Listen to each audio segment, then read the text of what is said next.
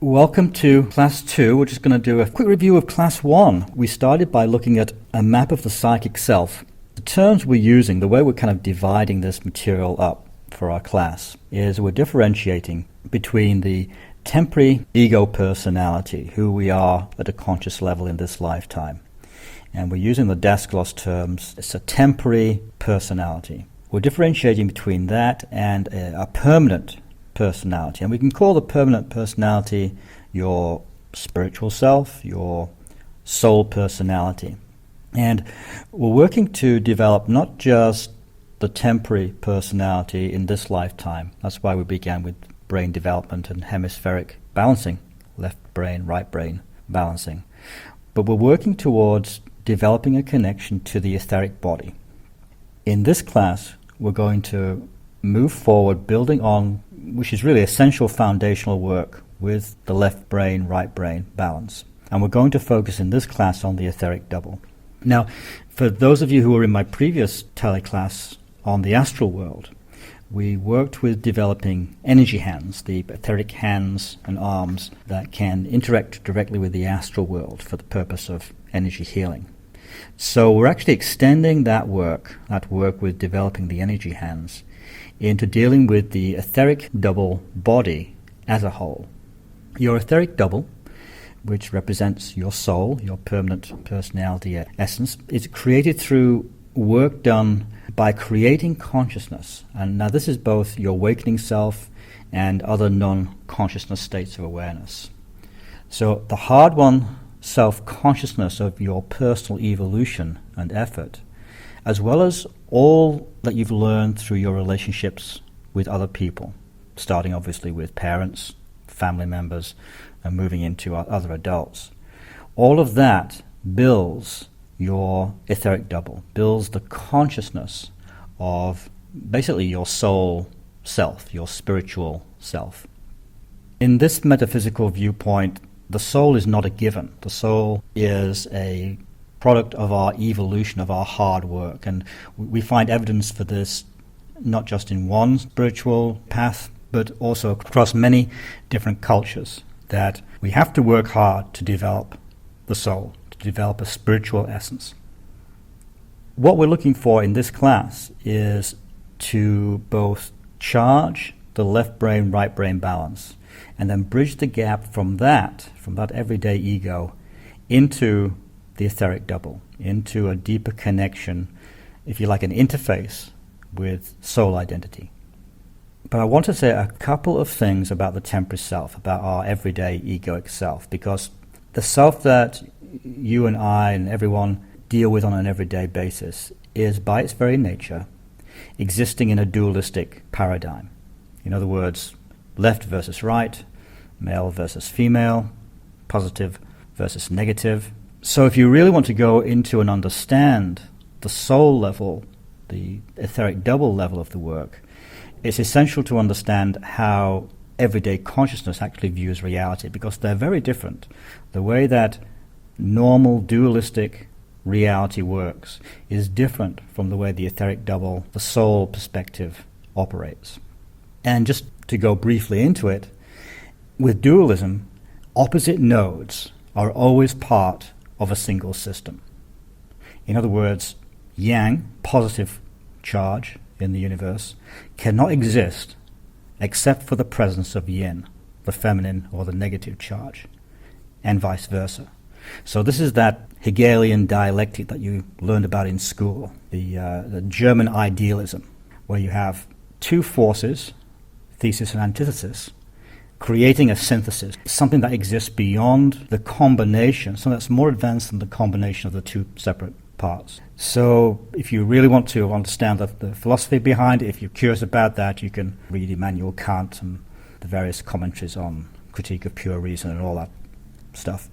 But in essence, what we're talking about is the reality that we live in on an everyday basis is dual, always contains positive and negative. Now, that's why the symbolic or the right brain understands things a little bit better than the left brain, the more rational part of us, because the rational part assumes that there is a difference between right and left, that you have to go towards one pole of duality and reject the other one. That's very normal in our everyday world. We choose right-wing politics over left-wing politics, or vice versa. We don't see that they're part of one system. But the right brain is more intuitive about this. It senses that there is more beyond the world that we see. There is more beyond the problems we're seeking than simply choosing one option over another option, choosing option A over option B, choosing what appears to be the right choice over what appears to be the wrong choice. So, to go deeper into soul development, we actually have to accept the inbuilt limitations of our dualistic nature, the inbuilt limitations of living in the material plane. And a lot of spiritual work goes into this concept of acceptance rather than trying to change what is. A lot of effort goes into wanting to change what is, when actually it's what we're trying to change is just part of this dualistic nature that will not change. In fact, if we could actually eliminate the positive or the negative, it would eliminate the whole material universe. So it's not going to happen.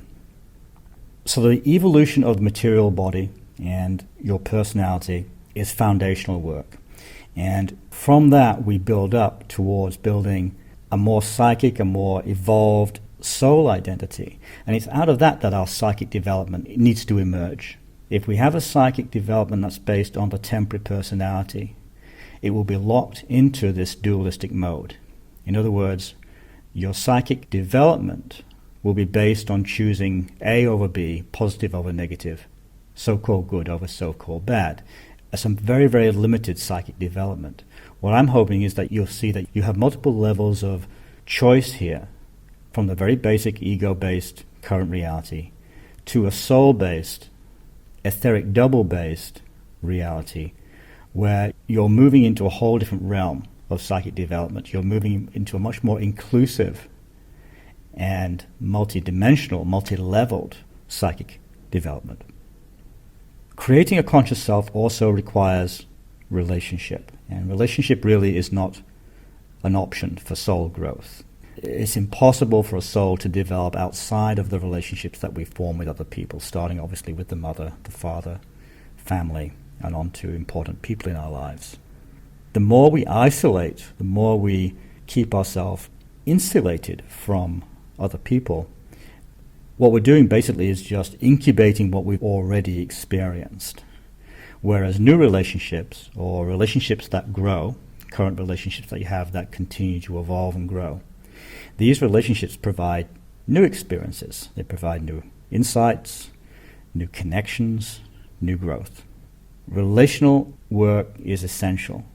And whether you're a person who's a very private person, maybe you only have a few friends, that's really fine. I'm not suggesting you go out and force yourself to have more friends in your life. But to look at the quality of your friendships, are they enriching your personal life, your current incarnation life? Are they providing you with the kind of depth, the kind of quality in relationships that will take you to deeper and deeper levels of soul growth? And if for some reason that's not happening, how can you move towards finding new people or new associations?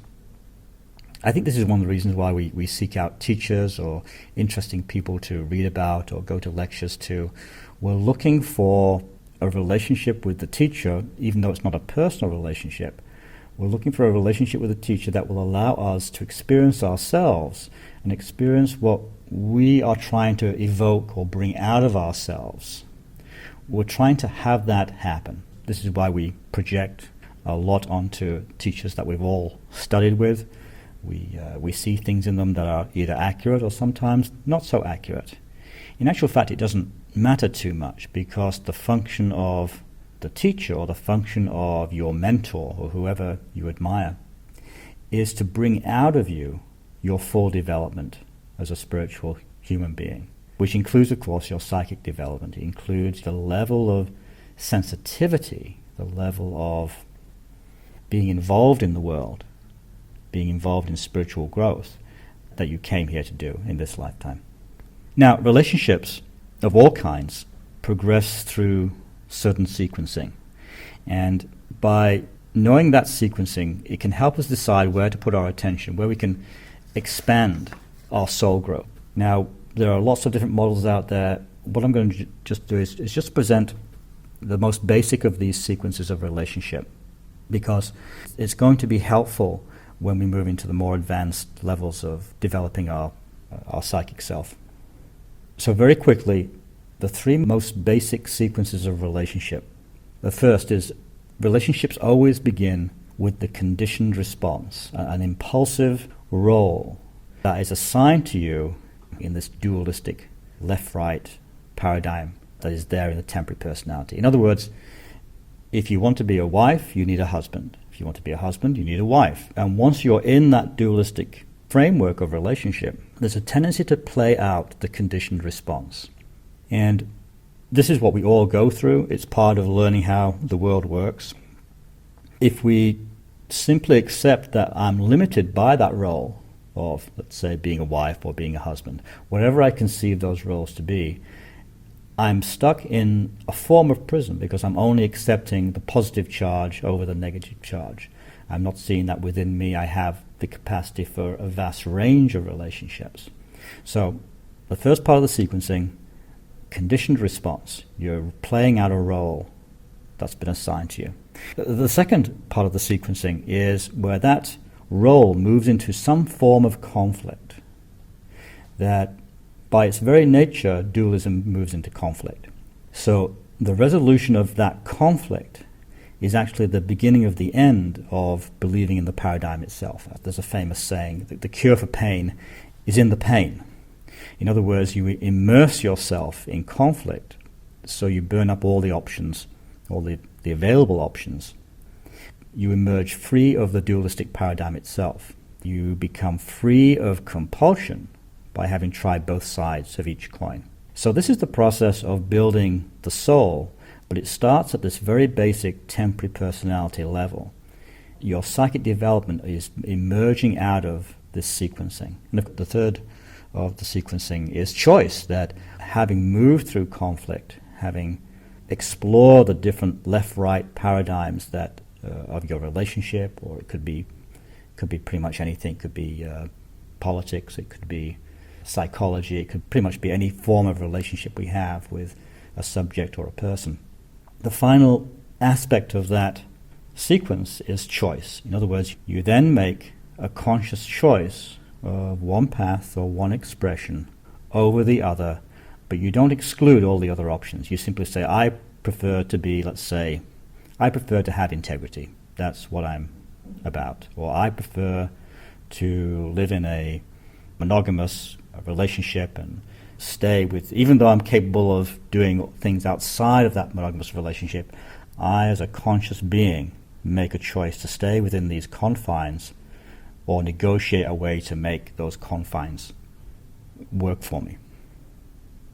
Now, in order to develop as a psychic being, we have to be able to move through these sequences, because we're always going to start at number one. We're always going to start in a conditioned response. We're always going to start stuck in a left-right paradigm of some kind of polarity. So that's why we'll always begin with balancing the brain hemispheres and bringing into alignment these two sides of yourself, one rational and thought-based, sequential, and the other one much more intuitive, more artistic, more creative, more willing to jump out of the system that's set for you. And together, the temporary personality, your ego identity, with a functioning left-right brain will allow you to move into a greater psychic development than if you simply accepted that this role is the one I'm going to play out for the rest of my life.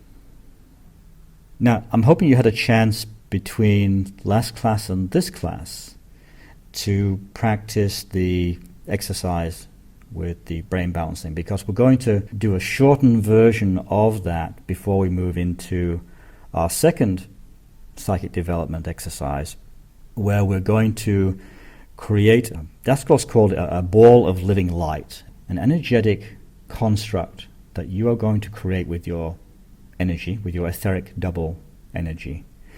And you're going to program, or you're going to design that ball of energy with certain qualities, a certain essence. These qualities and this essence exist within your etheric double already. But we're going to use the focus of your mind, the focus of your intention, to consciously choose the level of vibration of this etheric ball of light.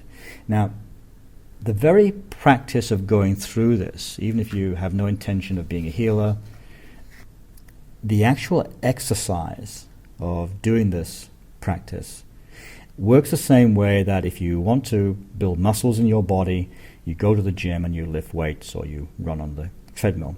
Exercising a muscle causes a muscle to grow. In the same way, exercising your etheric double, doing these practices, will exercise your energy system, exercise your etheric double, and there will be, just like going to the gym results in successful muscle growth, doing these exercises will result in psychic development growth. There is a natural consequence to doing this exercise in that you can use it practically as a healer for working on either yourself, for self-healing, but especially for working with other people. But in this class, we're not focusing on creating a ball of light for healing others. We're doing it to develop our own psychic abilities. As I said before in class 1, in order to have a healthy functioning soul, we must have a healthy functioning self-identity. So all of our psychic development is resting on any unhealed wounds that we've had from our childhood or from our lifetime, wounds in relationship that we've accumulated during our lifetimes, or deficits. It doesn't have to be a wound, it can actually be a relationship deficit, something that you've never experienced in this lifetime. That will affect or color, it'll give a coloration to your psychic development. So that's why in class 3 of this series, next class, we're going to look at where things can go awry in psychic development, which is always going to rest on developmental deficit, on developmental issues. And we're going to look at ways in which we can heal those deficits or heal any trauma or shock to your psychic system. We're going to focus mostly with Agnya, with the third eye, and the fight-flight response of the amygdala system up in the brain. That's for class 3. For this class, we're going to move into a couple of exercises. The first one is a shortened version of our first exercise, and then directly moving into the creation of this ball of living light, which, as I said, can be used for healing. We're focusing on the self-developmental aspects. So let me tell you what this ball of light is. This ball of light is going to be an act of creation on your part, partly through your temporary personality, through our everyday personality, in that you're willing, I assume, because you're taking this class, you're willing to try it out, see what it's like. But also because your etheric double, the higher developmental parts of you, are very familiar with this energy. They're familiar with thought forms, they're familiar with the creative construct of the universe. Your etheric double knows that, as well as being receptive to everything that's out there, that you can actually create, you can actually attune yourself to certain frequencies of the psychic reality. We're going to go through a practice that attunes you into those realities, and although the conscious mind is going to listen to my voice and follow along with the instructions, the thing I want to point out is that you know how to do this. This is very basic kind of soul developmental stuff, the creation of a thought form, the infusion or direction of that thought form for a certain purpose, and the implementation of that, whether it's to send to someone else, or in our case, to pull into ourselves. This is what we're going to do with this self-created ball of living prana, basically. Once you've created it, once you've built it, I'm going to have you pull it into your own body, absorb it, welcome it, with the intention that it will boost your psychic development, boost your ability to perceive beyond the normal range in a way that works for you. Because there's no way I can work with each of you in this class and say you need to focus on this or you need to focus on that. You'll have to decide for yourself where you'd like to develop, and then this tool, or these sets of tools, will help you reach that goal. So you're going to take these exercises and fine-tune them to your own needs, your own focus. So let's move into a shortened version of the first exercise, and then from there we're going to go straight into the new exercise. So let's move into the exercises. Get yourself comfortable, as always, and close your eyes.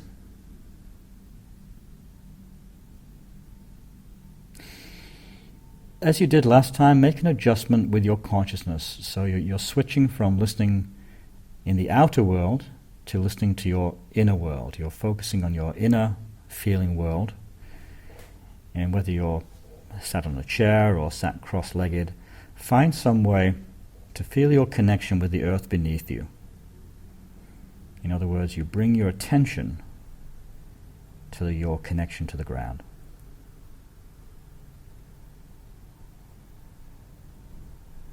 And just take a couple of deep breaths, feeling the breath move into the earth, feeling the foundational support of the earth beneath you.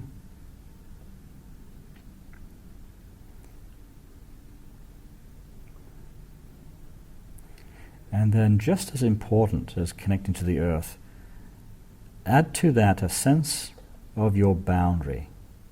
So all the way around you, 360 degrees, about a meter away from your physical body, 3 feet away from your physical body, is your energetic boundary. By bringing your attention to that boundary, by seeing it as solid, strong, resilient, just like the skin around your physical organs. This is the skin, the energetic skin around your energy body.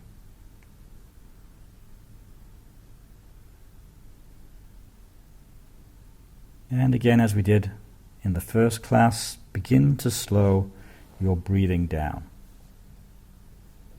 We need to slow our brain waves and consciously shift out of everyday thinking mode to a more relaxed and conscious state of awareness.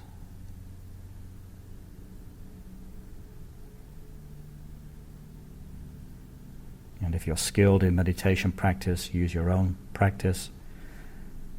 But a good alternative is 2 breaths in, or the count of 2 to breathe in, and the count of 4 to breathe out. Count of 2, breathing in, and 1, 2, 3, 4, out.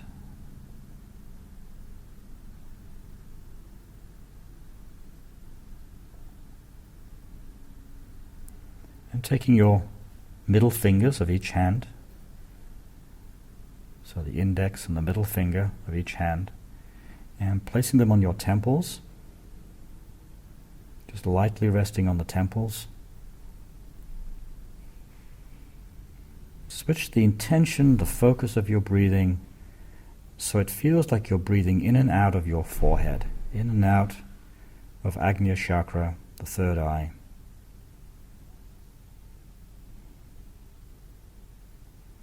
And on the in-breath, it's as though you're sucking in through your forehead, pulling in through your forehead.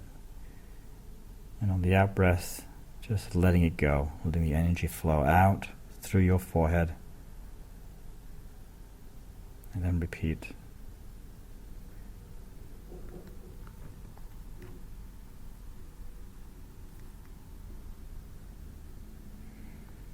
And if you're listening to this on the tape, on the recording,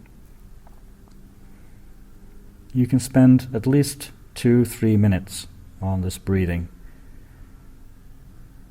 in and out of Agnya Chakra. We really want the third eye to be as charged up. And it's not just Agnya Chakra, we're looking to energize the prefrontal lobes. where all the higher developmental wiring, energetic wiring is, there in your brain hemispheres.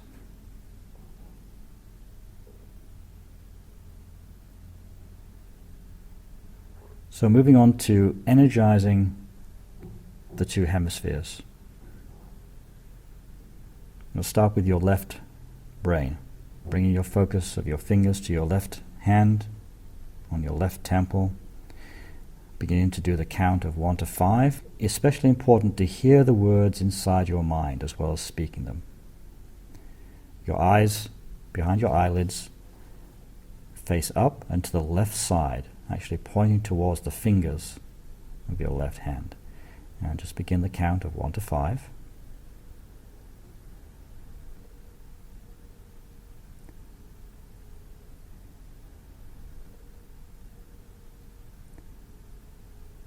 Pause for a second.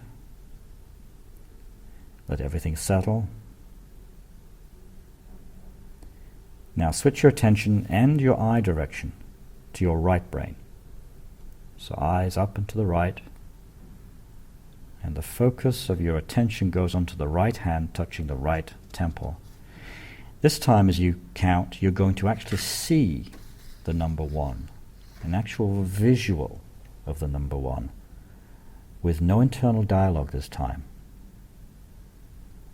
So see and feel the numbers counting up to 5.